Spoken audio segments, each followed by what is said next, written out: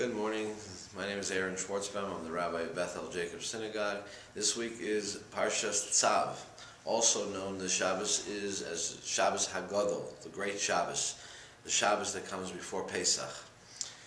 The Parsha tells us all about the different sacrifices that were made in the Holy Temple and the way that the Kohanim were required to bring them up and how they were to be slaughtered and how the blood was supposed to be sprinkled, everything that took place with each separate sacrifice.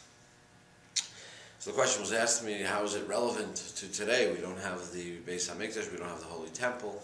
So I think the important reality is that every one of those sacrifices served a function.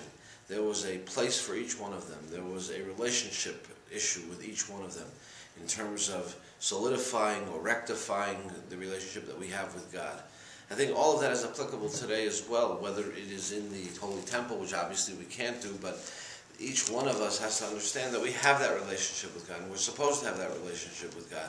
And we learn about the commandments of the sacrifices to inspire us and to teach us and to show us that there's still a vehicle by which to relate and to communicate with God. This week's Shabbos Hagadol, because the Jewish people made a tremendous statement of faith in Egypt before the Exodus. They took a lamb and they tied it to their bedpost and told the Egyptians that they were going to sacrifice this animal to their God. The reality is that the lamb was a god to the Egyptians. You imagine being slaves and revolting, in a sense, by telling your captors that you are taking their God and you're going to sacrifice it. The bravery was beyond belief, and I think it's important that we all focus on that act of bravery. The understanding that they stood up to their controllers, to the people who owned them for 210 years. The Jews were there for 210 years, and said to them, we are going to take these lambs, and there's nothing you can do about it. That's exactly what happened. Imagine the statement we could make right here in the United States in the year 2010 by simply saying we are Jews, we are proud Jews, we are dedicated Jews.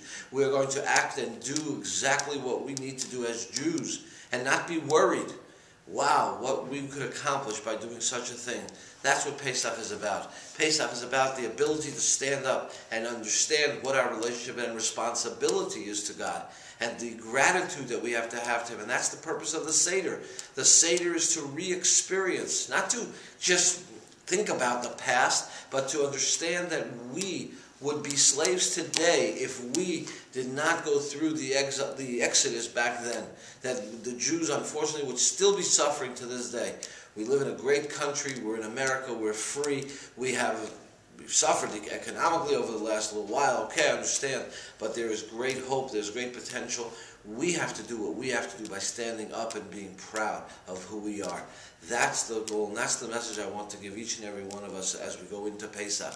Be proud, be strong, stand up and let people know who you are and what you are, with dignity and with pride.